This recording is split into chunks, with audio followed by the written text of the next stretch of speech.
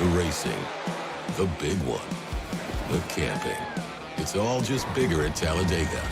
And with a doubleheader on Saturday and a cup race on Sunday, it's just going to keep getting bigger and bigger and bigger. But one thing for sure, it's always thrilling. And as they go across the stripe, a photo finish! NASCAR's biggest and baddest track is back. Yeah, boy. Get your tickets now at TalladegaSuperspeedway.com.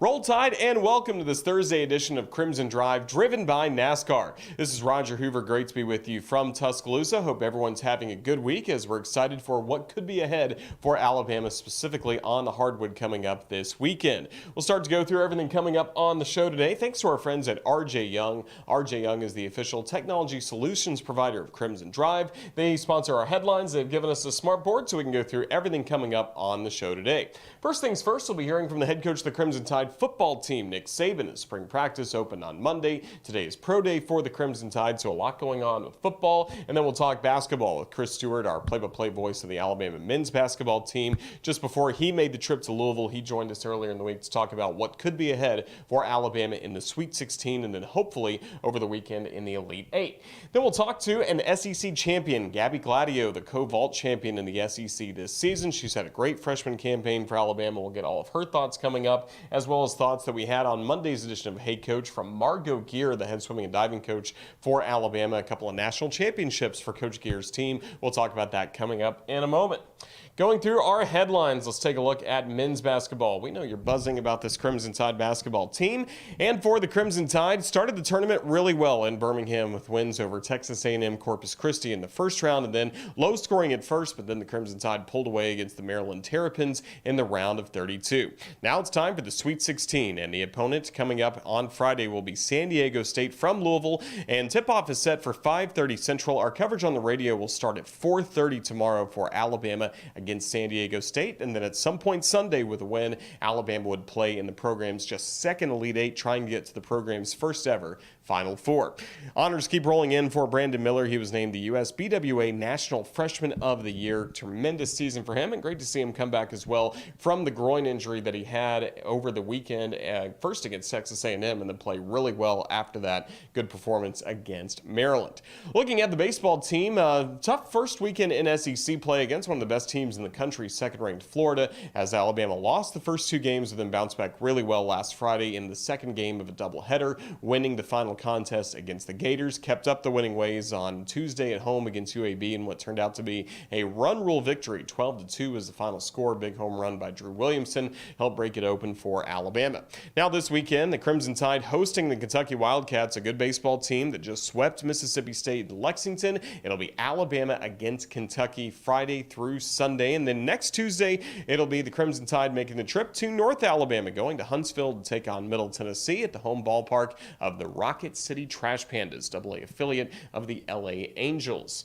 That's a look at baseball. How about Patrick Murphy and the softball team? Last weekend also went 1-2. Won the first game against the Razorbacks, and then Arkansas picked up two tight victories after that. Really bounced back in a nice way last night, picking up a dominant win over UAB. 12-0 was the final score as Alex Salter came 2 out shy of tossing a perfect game. Callie Hevlin homered. Really everybody hit well for Alabama in that game.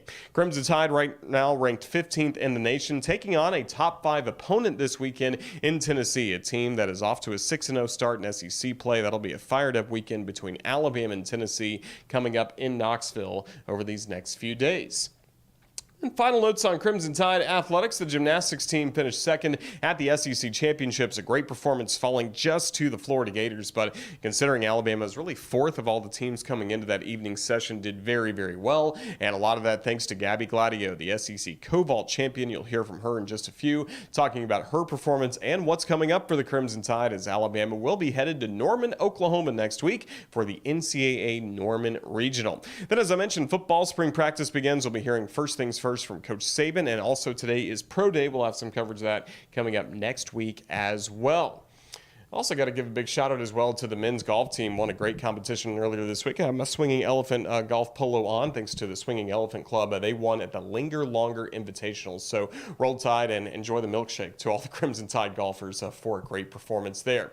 One of Coach Jay Sewell's pupils on the golf course is Nick Saban. He's the head coach of the Crimson Tide football team. And earlier this week, he met with the media to discuss the start of spring practice for the Alabama Crimson Tide. I was very impressed with the way our team went about the off-season program, the progress that we made, not only in conditioning, but also in simulated training and guys learning and understanding a little bit about what they need to do. Some of the reason for having a later spring practice was having 26 mid-year guys who haven't been in a program again. Gave us a little more opportunity to acclimate them to, what it takes to get in condition, learn a little bit about what you need to know to go out there and be able to execute and do your job and have a little better chance to do that. So, because the number one focus of spring practice is on your development. Every player, we want you to focus on your development, not what team you are, not where you're at, not the reps, but take advantage of every opportunity that you get to be accountable and responsible to do your job and take pride in paying attention to details so that you can do your job well. A lot of opportunity. Everybody has an opportunity. Everybody has an opportunity to compete for a position.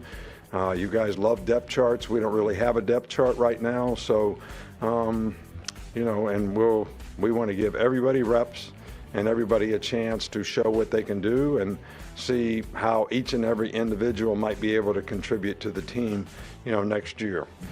We have, quite a few guys that are injured to some degree. Probably Deontay Lawson and Dallas Turner are two guys that are probably out of the spring completely. Both guys have had surgeries. Shouldn't be any issues for them moving forward, but they're probably out for the entire spring. Roy Dev Williams and Devontae Smith, both are recovering from injuries, but will probably be able to return, at some point during spring practice. And then Robbie Oots, Jamarian Latham, and Justin Aboigbe will be able to do certain things in practice, but they will be limited to some of the things that they can and can't do, and probably won't be able to have full contact or be involved in a scrimmage, at all, this year. Tony Mitchell has been suspended from the team and all team activities until we gather more information about the situation and what his legal circumstance is. And, guys, everybody's got an opportunity to make choices and decisions. There's no such thing in being at the wrong place at the wrong time. You got to be responsible for who you're with, who you're around, and what you do, who you associate yourself with, and the situations that you put yourself in. So it is what it is, but there is, cause and effect when you make, choices and decisions that put you in bad situations. I think everybody has an opportunity. None of the guys have a significant amount of experience. I think Jalen played, one game, half a game where he really had to play the game, and he made a lot of plays. He made plays in a different way than Bryce made plays.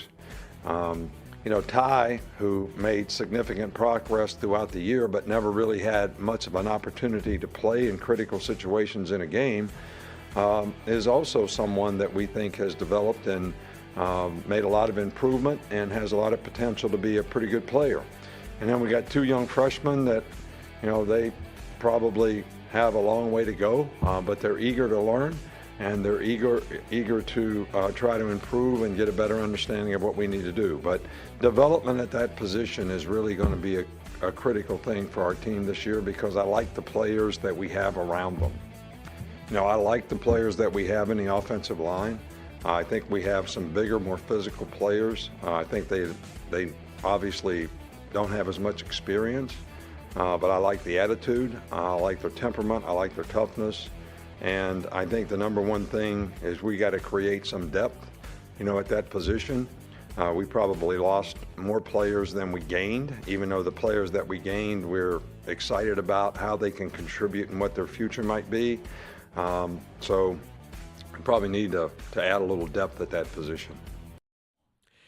NASCAR's 75th anniversary season is officially here, and the competition is heating up. Don't miss out on NASCAR's much anticipated return to Talladega Super Speedway for the Geico 500 on April 23rd. Experience the excitement of four-wide racing and acres of some of the best camping that NASCAR has to offer. Lock in your tickets today at TalladagaSuperspeedway.com. We continue on Crimson Drive, driven by NASCAR, with Chris Stewart, who has made his way to Louisville, Kentucky for the Sweet 16 and hopefully the Elite 8 coming up on Sunday for the Crimson Tide. But it's been a great run for Alabama men's basketball, already an SEC champion, and last week picked up a couple of victories in Birmingham as well. We talk all things Crimson Tide basketball with the voice of the Tide Hoops program, Chris Stewart.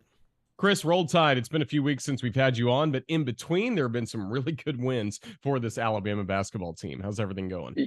They're good. Let's see. It's driven by NASCAR, so you worked that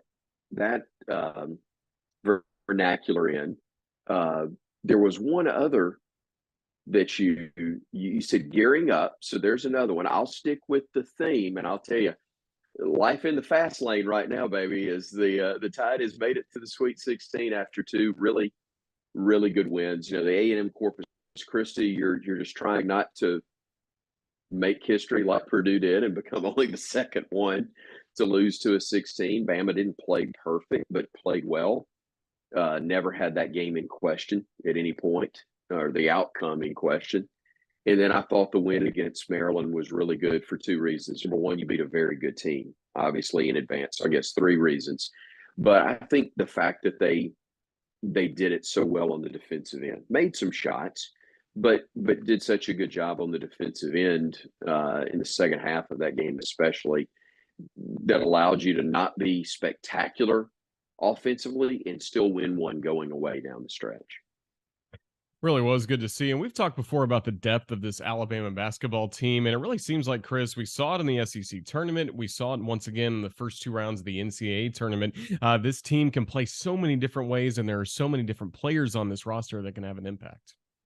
Yeah, I agree. And that's the key. There's depth, and it's not just depth that allows you to replenish necessarily what is your full identity, although Alabama certainly has that. They have depth that allows them to play different ways against, whatever style you may need to. If you need to go smaller, you've got that option. If you need to go with bigs, you can do that. You don't have another Bediako, but you can go with a bigger lineup when you slide, and even if they go without a true center, you can still play big. I mean, you throw a lineup out there that's got Sears, Dom Welch, Brandon Miller, Clowney as your five, and Rylan Griffin maybe at the two or the three, however you identify that. I mean, that's pretty good size, length, and you don't lose a ton on the glass because those guys rebound very, very well, and they're strong enough to bang a little bit with some taller, bigger bodies. It's fun to watch. I heard somebody describe it. I wish I could remember who to give them credit, but man, it's like Noah's Ark. We got two of everything, and sometimes we got more than that when it comes to different spots. So that's really good to see. Well, if you got two of everything, what does JQ in March count for? Because he's doing everything right now, which we're used to seeing from him this time of the year. I hope that he becomes not two of everything, but a Final Four of everything ultimately when it's all said and done, because he's spectacular right now, and his poise and his ability and obviously, Nate Oates' ability to push the right button is fantastic, because you kind of go against what you've done the bulk of the year, not all season, because JQ, once he got healthy, did start a little bit and was in that starting lineup, but was more comfortable, better coming off the bench. And now that Jaden Bradley, I'm not going to say hit a wall, but such an analytics guy is coach and the staff, that they look at the numbers and you go, okay, we need quicker starts. We need better starts. That's where we've been struggling. We tend to have a little more punch with JQ, and Jaden's numbers are better coming off the bench. Let's try that. And it's been fantastic. This has been a different team in the postseason since that move has been made. Really has been. And for Brandon Miller, continues to have some good results, even battling the groin issue. I'm sure you got to see kind of a lot of the work or heard about a lot of the work that was done behind the Yeah. scenes to make sure he was ready to go. And Coach Oates even talks about it on Hey Coach. There's such a great medical support staff on this group with Clark Holzer, Dr. Bittner, making sure that he's ready to go for this time of the year.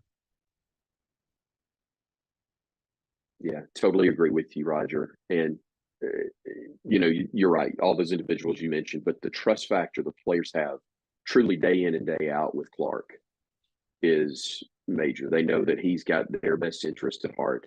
They know he's really good at his job, and they do what he tells them to do, and it gives them the opportunity to get healthy and back on the floor and back closer to 100% much sooner than they would otherwise. And a lot was made by some that don't see this team game in and game out about Brandon not playing or not scoring in that first ball game. And I understand why there would be the narrative about that, but two of the biggest wins of the year, Arkansas on the road, doesn't take a shot in the first half, finishes with 14 points.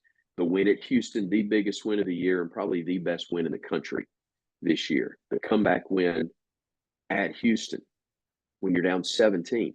The guy doesn't take a shot. The guy doesn't score in that ball game from the field and make 6 free throws in the last minute to ice that game. So he does so much more for this team than just score points. I mean, obviously that's the name of the game. You got to outscore the other team, but there are ways that you can affect that without putting the ball in the basket yourself. He's done a really great job of that. So the Crimson Tide, 2 great wins in Birmingham. And for you, for just a moment, can you tell our fans how full circle it was for you to get to call NCAA tournament basketball at the BJCC? You mentioned before on Twitter your father's connection there, and then you got to share this weekend with your son. Just if you could, just tell our fans about that story. Yeah, I'll tell it briefly, not to bore everybody more than I have already, but it is. I remember when the building opened, and my dad was in charge of a big group of ushers. In fact, all of them in the north end zone at Legion Field from my earliest memory. And a lot of those same ushers were hired to work and kind of manage things when they first opened the BJCC. So when they opened that with hockey and several other big events early in its lifetime, Dad would go there and would bring me something from almost every game, whether it was a program or a hockey puck that was a giveaway, or the small wooden hockey sticks that they would give away as the first 1,000 in the door. Dad made sure I got one, and that came home to me until I got old enough for him to actually take me to games. And then fast forward, I got old enough to actually be an usher, could put one of the vests on as they did back in the day, and work an event. And I did that in 1987 at the NCAA tournament, where Alabama was the number 2 seed. They beat North Carolina A&T and then UNO to advance, ironically, to go to Louisville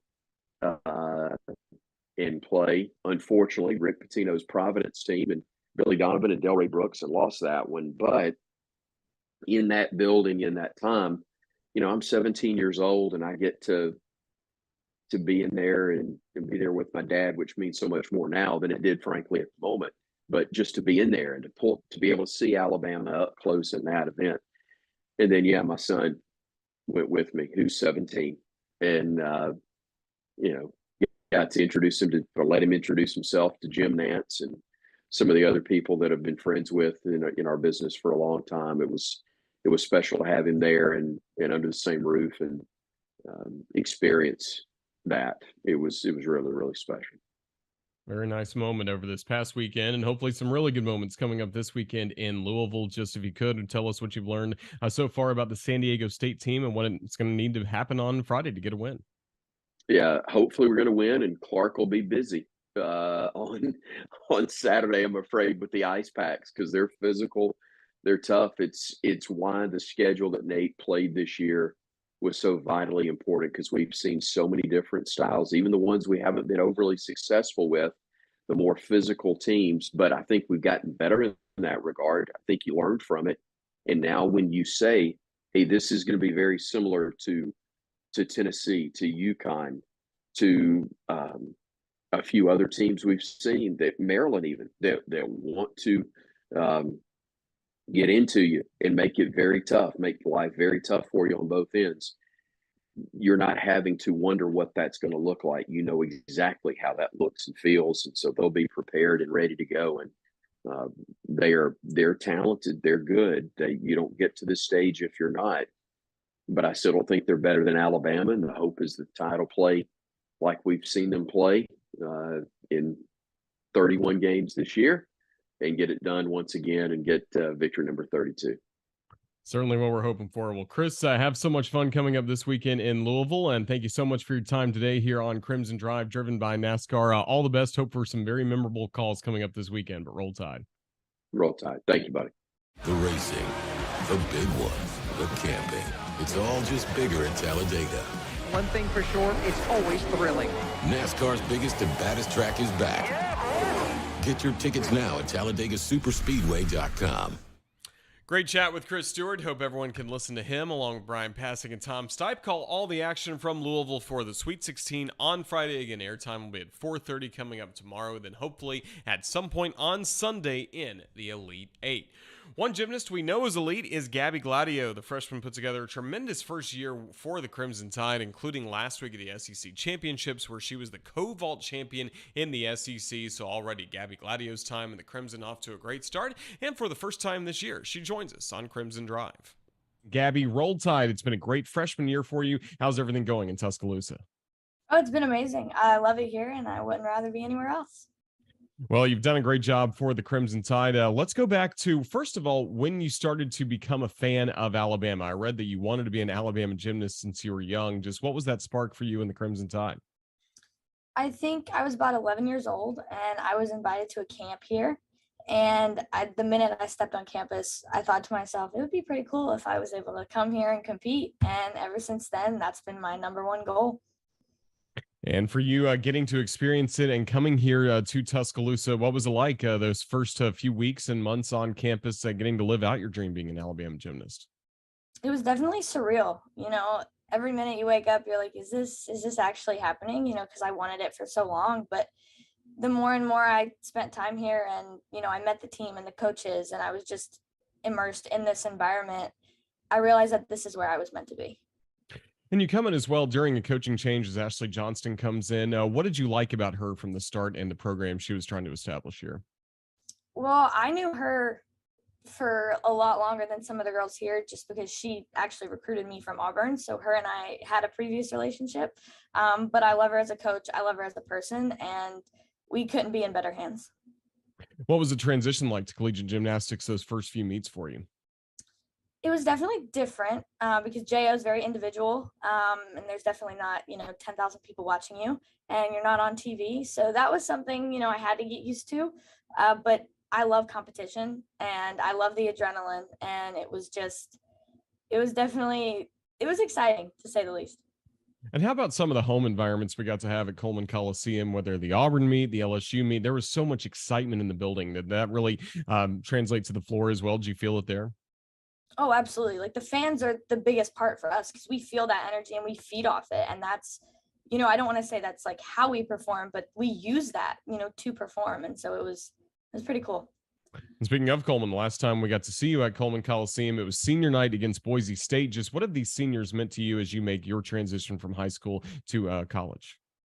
Oh my God. They are not only amazing gymnasts, they are just amazing people. They have big hearts, and they just want the best for everybody on this team. They're amazing leaders, and they lead by example. And, we have 6 of them, and that's a lot, but I walk into the gym every day and I know that I can count on all of them to have my back. So. And how much has it meant to have the different team leaders step up at times this year? The team dinners we hear have been a lot of fun all throughout the season. Oh, it's really cool. I mean, we've done a lot of bonding experiences, so I feel like this team is a very close-knit group. We're not just together in the gym. We spend time together outside of the gym almost every day.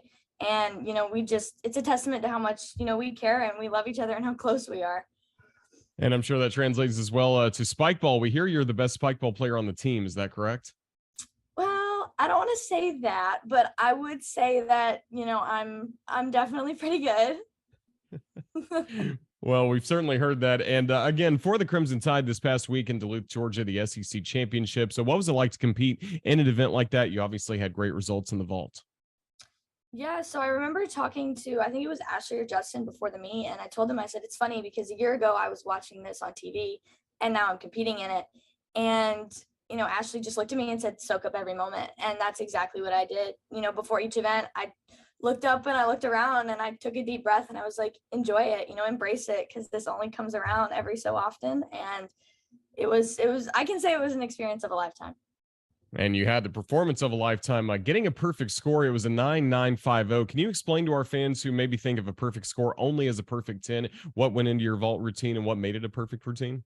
Yeah, so your Tanko full on vault starts out at a 995. So the highest score you could possibly get if everything goes perfect is a 995, which basically you can't make any mistakes. So I didn't go in thinking that was a perfect vault. Even after I did it, I thought to myself, there has been a lot better vaults that I've done, but I kind of I let go and I just did a big vault and focused on the outcome. And yeah.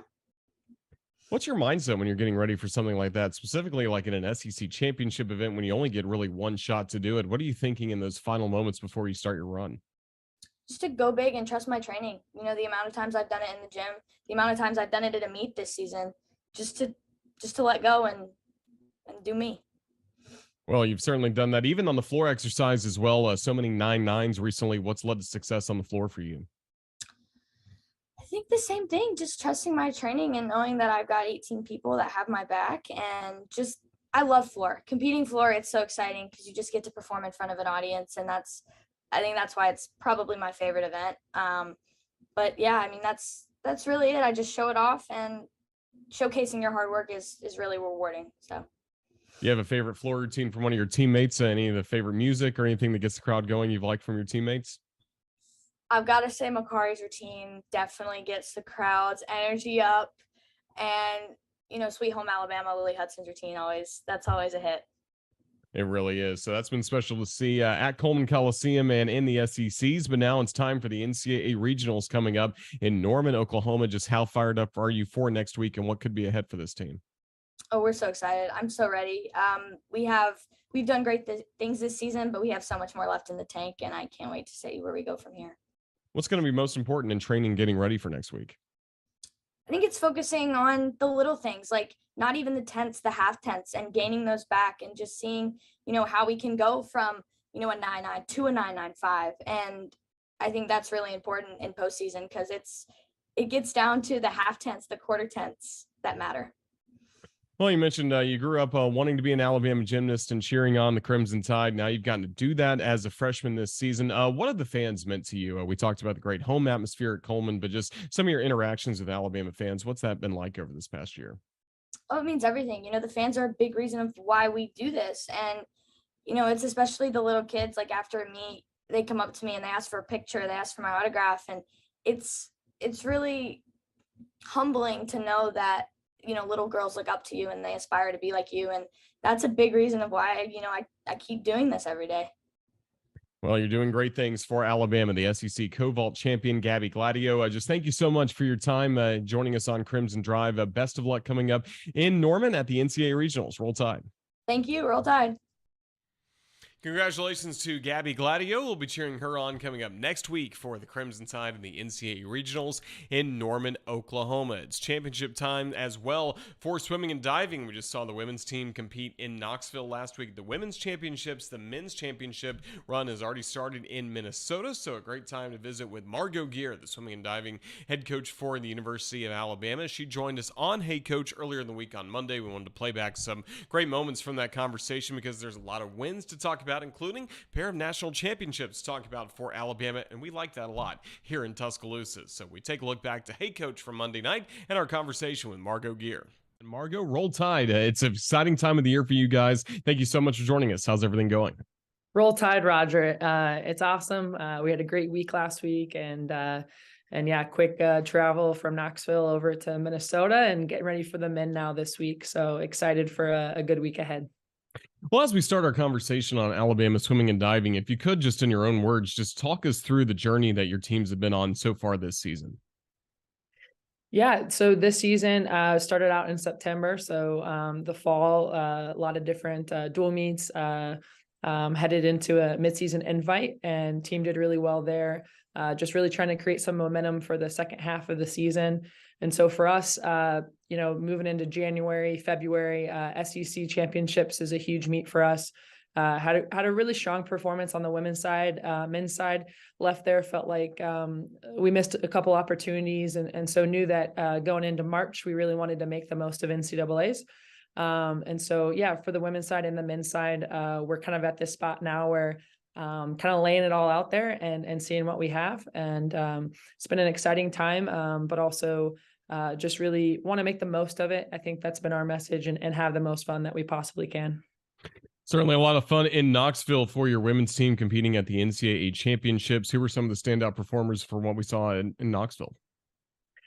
I think, right away, thinking of Kinsey McMahon, her performances from this past week were just incredible. She swam 2 races, Roger, and she won both of them. And so 2 for 2 at NCAAs, that's a pretty incredible feat. And just really happy for her, proud of her for how she's performed and competed. But also just, she's a 5th year for us, so has had 5 years with the program, has meant a lot to the program. And so for her to end her college career on such a high note has been just wonderful. And then on top of that, just really a great team effort. I think we had, a lot of different people contributing, and whether it was our 5th years or our freshman, Emily Jones, stepping up on some relays, Avery Wiseman, our sophomore, on some breaststroke performances. So a lot of different people stepped up when they needed to. But I think Kinsey's, 2 national titles is really stand out. 500 freestyle as well as the 1600 freestyle. Congratulations, Kinsey McMahon, for winning those. And you mentioned she's a 5th-year senior. Going back to this time a year ago, what went into her decision to come back and swim this year for Alabama? Well, we were just talking about that actually as a staff, thinking back to those moments. So yeah, more than a year ago, I think Kinsey decided kind of more in January of her senior year that was something she really wanted to do. She came into the office, she had a plan. She told me exactly what she was thinking. She asked me, what I was thinking, and we just had a really good conversation. And I think from that moment on, I really knew that she was all in for that extra year, and really wanted to, again, make the most of it, make the most of the opportunity that she had. And so with Kinsey and with her primary coach, Coach Reed, just really put together a really solid plan, and knew that she needed to do something a little different than she had done for the previous 4 years. And felt like we did a good job of that. And so got here, had a lot of confidence in Knoxville, and then performed the way she did. So again, just happy for her, and knowing that she made some really good changes to her training and to her program headed into championship season. And you can get as technical as you want with this, but in the pool, what has she done the best specifically in those freestyle events? What led to all the great success for her this year? I think just a consistent block of work. She had kind of hit some challenges over the pandemic year, and really struggled coming back, and then has really just hit her stride, I feel like, in terms of training. Added a few sessions this year to her training. I know Coach Reed thought that was maybe a big factor in how she was doing, and so just really finding ways to give her confidence, finding ways to give her some new things. That way she felt like she was doing something different, something better than she'd ever done before. And so felt like just really consistent in training at a higher speed than she ever had done before too, going some best times in workouts and things like that. So she was just really excited coming out of practices a lot of the year. And when that's happening, usually, that's a good sign for the end of the year in March.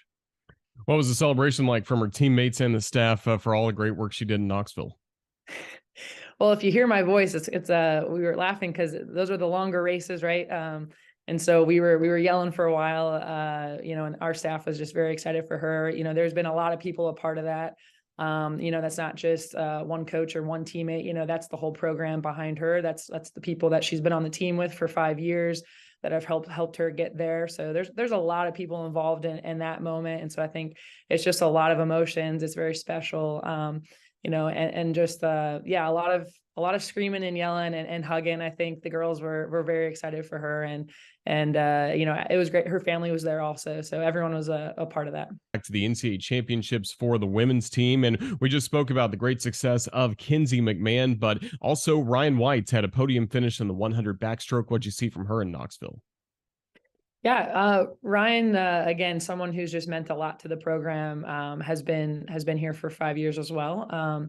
I think, the meet for Ryan, I think, had some ups and downs for sure. I think for her to be able to get back up and to contribute in the 100 back was awesome. And squeak in and make that A final was big. And so we're just really happy for her. I think, she's had a lot of success. She's had all sorts of challenges this year that I think comes with success, and it's hard to stay at the top. And I think she's really been able to give to other people this year. I think, part of, I do think a big part of Kinsey's success has come from, being able to be a part of the team with someone like Ryan, who, they're very like-minded in that way. They want to be the best. And so she's really given a lot to the rest of the girls on the team. And she did that in Knoxville as well.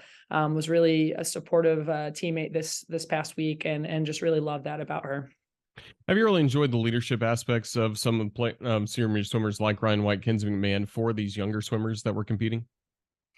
Yeah, and I think that's the thing I was probably most proud of. We had a dinner after the competition, and we talked a little bit about what that means for just the future of the program, how much that means to the staff, and just knowing that we do have high goals, and we have a lot of things we want to achieve within the program. And so anytime that these legendary swimmers come through the program and are able to pass their knowledge and just their love for the sport and the program down, that's huge, and that means a lot to the staff.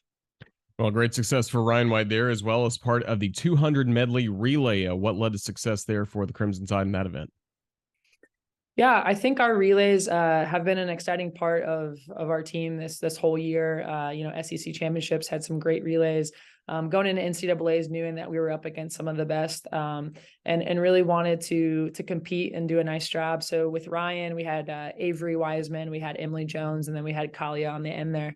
And just four very unique individuals, but came together and really competed hard and gave their best effort. And I think, looking forward, it's again, it was kind of a split between 2 fifth years and then two returners. And so excited for what that means going forward. But also it was great to compete this last week and kind of let it all on the line a little bit.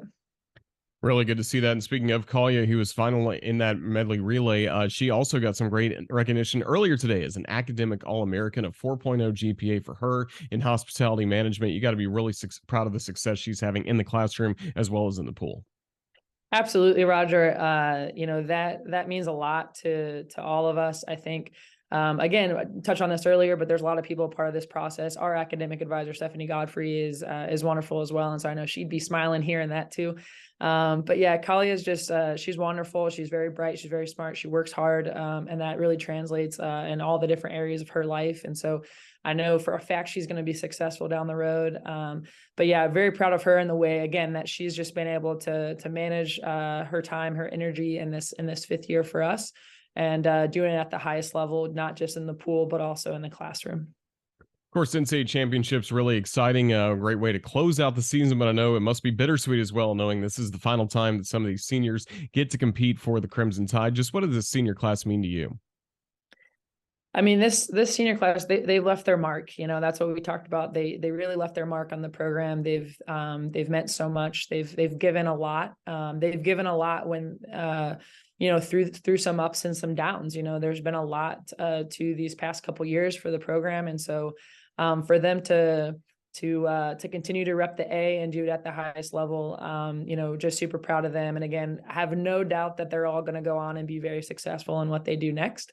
And that, that matters to me a lot is how we've set them up for after their college career here. And whether, some of them, I think they're going to be able to continue to train and compete and be professionals after this, which is awesome.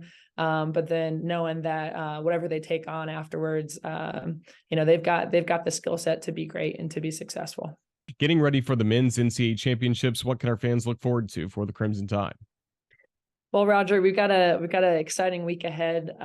We coming from the women's meet straight into it, just saw the guys at the airport and automatically got just very happy, very excited to see them. They've put in a lot of work this season, and they've really come together over the past couple months. We've just seen them get tighter and tighter as the season's gone on, and so yeah, looking forward to some great performances, but also just the experience of being here at NCAA's for them to just enjoy and have the most fun competing against the best in the country. Yeah, similar to what we talked about with the women's team, some good results as the year went along. How about at the SEC championships from the men's side? What'd you see there? We had some really great performances. I think off the top of my head, think of someone like Charlie Hawk, who has been just really instrumental in the building of the program into this season. I think, coming in as a sophomore, he learned a lot last year. He came into NCAA's last year as just a relay only swimmer. And at the meet, a lot of things clicked, and he came back really hungry this past season, and knew that he had some big goals. And so excited for him this championships. Excited for Victor.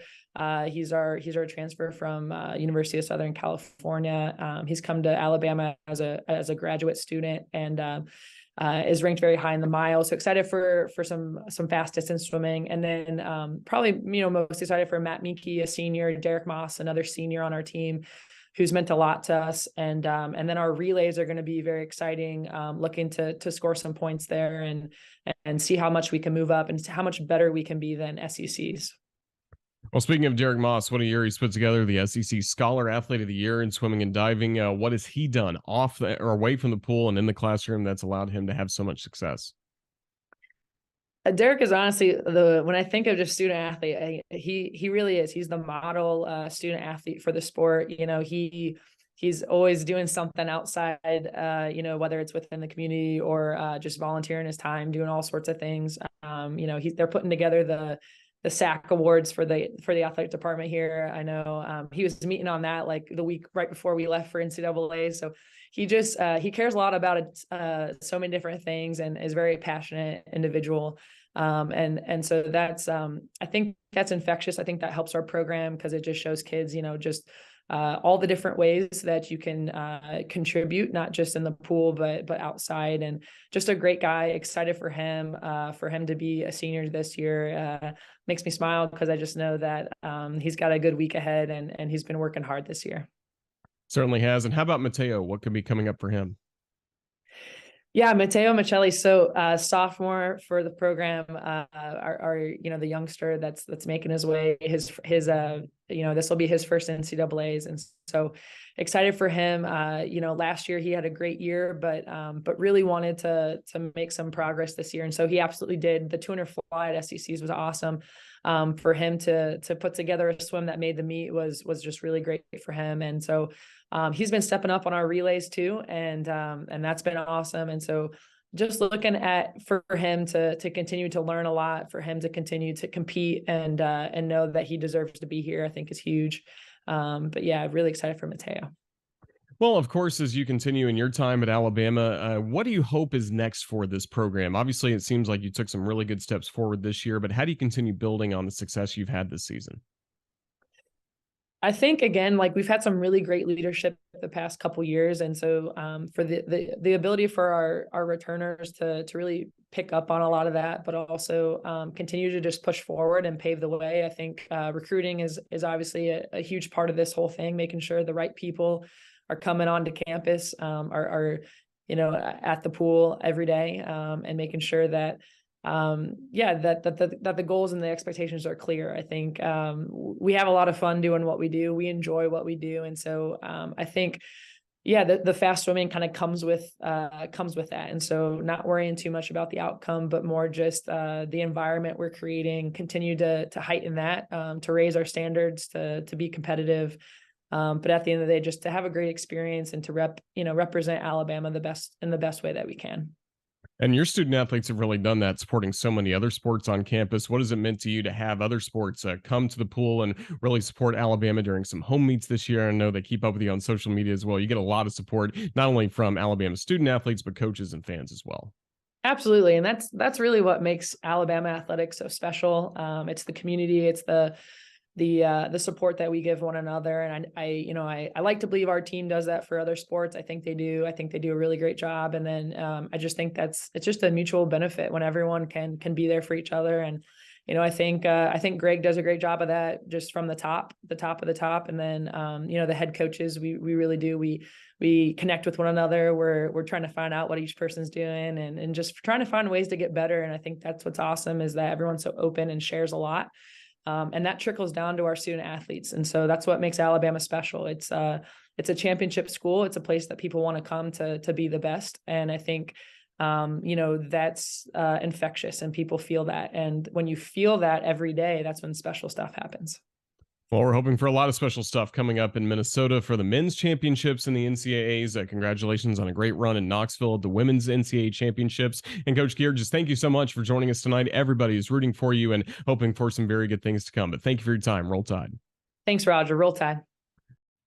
Look forward to seeing all the results coming in from the NCAA Men's Swimming and Diving Championships from Minnesota. We thank Margo Geer for joining us earlier on the week on Hey Coach. But now it's the end of the week, and it's time to take a look at what's coming up on the Crimson Tide Sports Network with our weekend update, brought to you by Wickles Pickles. They are wickedly delicious. Find out more at WicklesPickles.com. Let's see what's coming up on the Crimson Tide Sports Network this weekend. Well, nothing else today. We're really getting ready for tomorrow's basketball, baseball, and softball that's coming up, as the softball team will get us going at 4 o'clock at Tennessee to start a very important 3-game series against a team that has played really well to start the season, the Tennessee Lady Vols. Then men's basketball against not South Dakota State, like we've had SDSU already on this Wickles Weekend Update earlier in the season, but it's San Diego State coming up starting at 5:30. Our radio airtime will be 4:30 coming up tomorrow, and then the baseball team hosting Kentucky over the weekend. 6 o'clock coming up on Friday, and then Saturday and Sunday. Right now scheduled for 2 o'clock. There may be some bad weather in Tuscaloosa. That could change that a little bit later in the weekend, so just stay right here to all of our social media channels for the latest on Alabama baseball. Softball team continuing on Saturday at 4, and then Sunday at 12:30 on Getaway Day, and then hopefully it'll be the Elite Eight for the men's basketball team playing at some point on Sunday. And then Monday we'll be back with Hey Coach. Win or lose coming up this weekend, we are expected to be joined by Nate Oates coming up on Monday, and especially if Alabama is able to win on Sunday, move on to the Final Four, we would have a basketball only edition of Hey Coach coming up from Baumhauer's Victory Grill in Tuscaloosa coming up on Monday. There's nothing quite like sweet home Talladega. Don't miss out on NASCAR's return to Talladega Superspeedway on April 23rd. This is more than just racing. This is Talladega. Purchase your tickets today at TalladegaSuperspeedway.com. It's going to wrap up this busy edition of Crimson Drive driven by NASCAR. I want to say thank you to NASCAR for once again being the presenting sponsor of this show. Thank you as well to Margo Geer joining us earlier in the week, as well as Gabby, Gladieux, Chris Stewart, and of course Coach Saban at the top with his press conference, and he also met with the media today earlier at Pro Day. So a lot going on for Alabama athletics. Thank you as well to Ethan Carabin, our video producer, putting this show together, and thanks to all of you for watching. Now let's get ready for a very busy weekend, as we just ran through the Wickles Weekend Update. The baseball, the softball teams, very important SEC series, and of course, men's basketball, a chance to make history with 2 more wins for this Alabama team, and hopefully still 4 wins left for Nate Oates and the Crimson Tide this season. But until next week, when we hopefully get to talk about a trip to Houston for the Final Four, until then, have a safe weekend. Thank you for watching Crimson Drive, driven by NASCAR. Roll Tide, everyone.